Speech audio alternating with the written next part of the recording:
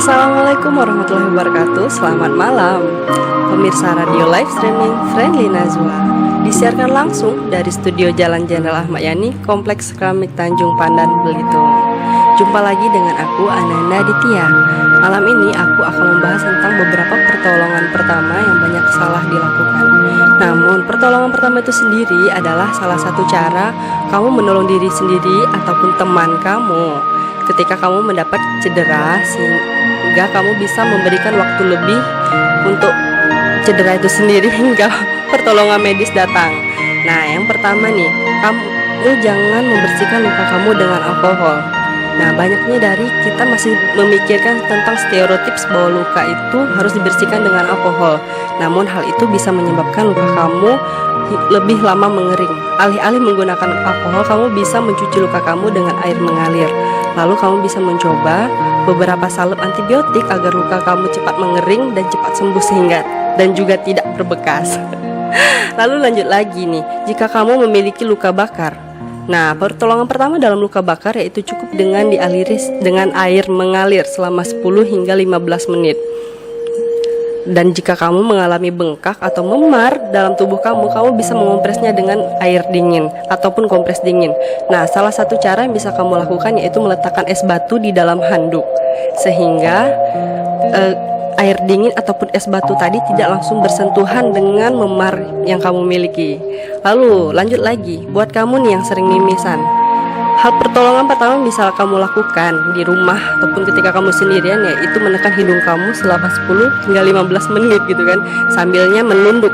Kamu jangan menegakkan kepala kamu seperti yang biasa-biasa dilakukan oleh orang-orang ataupun disugesti oleh dokter di beberapa UKS gitu kan. Kamu akan diberi tisu lalu menegakkan hidung kamu, jangan.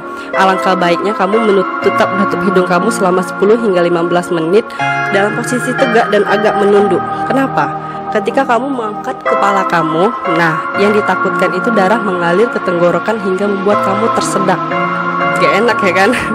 Dan sembari kamu menundukkan kepala, ketika ada darah yang keluar dari mulut kamu, kamu bisa langsung ludahkan. Jadi dia nggak ada resiko tertelan. Nah, buat kamu yang punya bayi di rumah, coba deh beli termometer digital, karena itu benar-benar satu hal yang sangat berguna banget.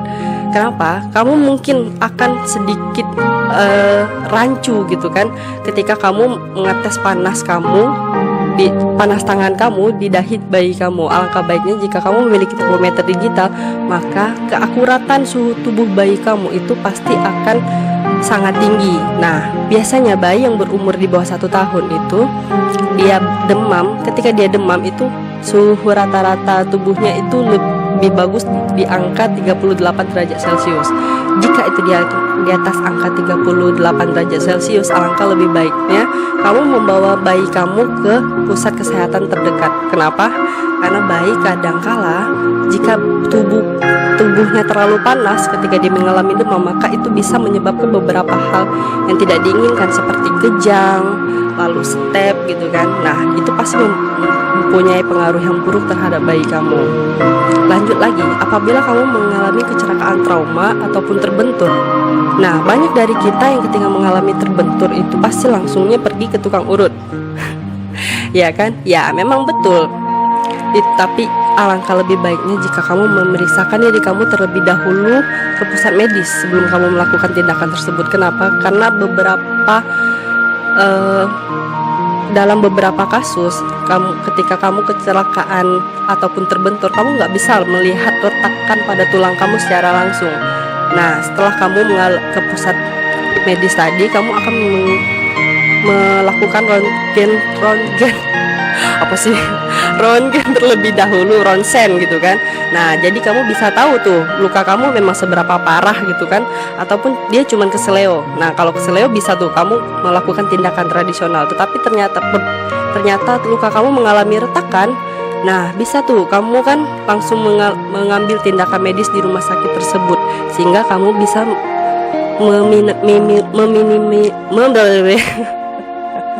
meminimalisir beberapa hal yang nggak kamu inginkan. Nah, buat kamu nih yang tiba-tiba lagi nongkrong gitu kan, atau kamu lagi jalan-jalan melihat seseorang yang kejang, biasa kan tuh. Banyak ya. Nah, alangkah lebih baiknya ketika kamu melihat orang yang mengalami kejang tersebut, kamu samperin nih. Nah, beberapa pertolongan medis yang bisa kamu lakukan yaitu menjauhkannya dari barang-barang berbahaya dan jangan dikerumunin tapi. Nah, daripada kamu kerumunin itu bisa menyebabkan korban tadi memiliki kesulitan bernafas karena kekurangan oksigen. Nah, setelah kamu mengurangi kerumunan orang tersebut dan lalu kamu menjauhkan beberapa hal yang berbahaya dari korbannya, kamu bisa memaringkan korban ke sebelah kiri. Kenapa ke sebelah kiri nih? Nah, atau ke sebelah kanan.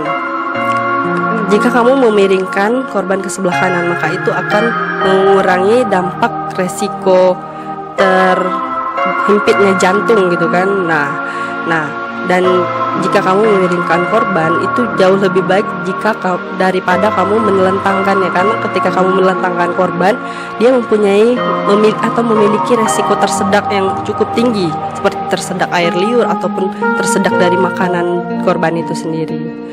Nah, beberapa kasus nih, ada banyak orang atau anak-anak yang sering tenggelam di pantai ataupun di kolam renang. Banyaknya dari kita yang akan langsung meraih korban itu sendiri dan membalikannya. Namun proses itu tidak terlalu tepat, karena hal yang pertama yang kamu harus pahami adalah bahwa kamu memang benar bisa berenang. Nah, kalau buat kamu yang nggak bisa berenang, alangkah lebih baiknya kamu memanggil pertolongan seperti ke penjaga pantai atau penjaga kolam. Nah, sembari kamu memanggil penjaga pantai atau penjaga kolam tersebut, kamu bisa langsung menelpon pusat bantuan medis seperti puskesmas, rumah sakit, ataupun beberapa pusat medis yang memang bisa melakukan pertolongan pertama. Kenapa? Karena biasanya ketika kamu mendapatkan anak-anak tenggelam atau kamu lihat orang yang memang mengalaminya secara langsung ya, mereka biasanya membalikkan anaknya tersebut, namun itu bukanlah salah satu tindakan yang tepat. Nah, bahkan terkadang itu sia-sia, itu nggak bisa menolong sama sekali dalam beberapa kasus berat kan. Nah, hal yang kamu harus lakukan adalah resusitasi jantung atau pijat jantung. Nah, dan juga pemberian pertolongan pertama pada korban. Nah, itu adalah salah satu hal yang memang benar-benar harus dilakukan pada korban tenggelam, alih-alih melakukan beberapa hal yang sia-sia tadi, karena biasanya korban tenggelam itu sendiri memiliki resiko atau golden time-nya sendiri itu sekitar hanya berangsur 4 hingga 6 menit. Nah, lanjut lagi buat kamu yang sering naik gunung. Seringnya pertolongan pertama pada digigit ular adalah dengan cara dihisap ataupun dibalut kain. Namun hal itu merupakan salah satu tindakan yang memiliki resikonya tersendiri. Kenapa? Ketika kamu menghisap bisa ular yang masuk ke dalam tubuh kamu, maka dan kamu ludahin gitu kan. Nah, itu nggak bakal 100% keluar dari mulut kamu, hingga dia memiliki resiko untuk tertelan. Dan yang kedua, jika kamu membalut luka kamu, nah jika kamu membalutnya kurang tepat ataupun terlalu kencang, kamu bisa memiliki resiko kematian jaringan karena kurangnya peredaran darah di tubuh kamu. Jadi apa nih buat yang pertolongan pertamanya kan? Nah, pertama-tama nih yang harus kamu lakukan adalah memanggil bantuan medis terlebih dahulu. Itu alangkah baiknya memang, sehingga kamu akan lebih cepat mendapat antibisa. Nah, yang kedua yaitu mengurangi mobilitas kamu dengan jangan terlalu banyak bergerak. Andai kata kamu digigit di tangan, nah kamu bisa tuh mencoba melakukan beberapa tindakan seperti menggenggam tangan kamu di sini sehingga dia nggak terlalu banyak bergerak gitu ya. Nah, kan beberapa dari kita berpikir bahwa bisa ular itu hanya mengalir melalui pembuluh darah, namun itu salah besar. Bisa ular juga bisa mengalir melalui pembuluh getah bening ataupun melalui otot. Nah, kamu nggak mau kan ketika kamu udah capek-capek balut tangan gitu kan, lari-lari ke sana kemari, namun hal itu bakal sia-sia karena ketika kamu mendapat pertolongan medis tapi luka kamu sendiri atau tangan kamu sendiri memiliki resiko tinggi untuk diamputasi. Nah, sekian dari aku malam ini tentang beberapa tips ataupun beberapa pertolongan pertama yang banyak dilakukan dengan keliru. Nah, jumpa lagi di video kita selanjutnya. Jangan lupa nih buat like, komen, dan juga subscribe. Baiklah, selamat malam. Dadah.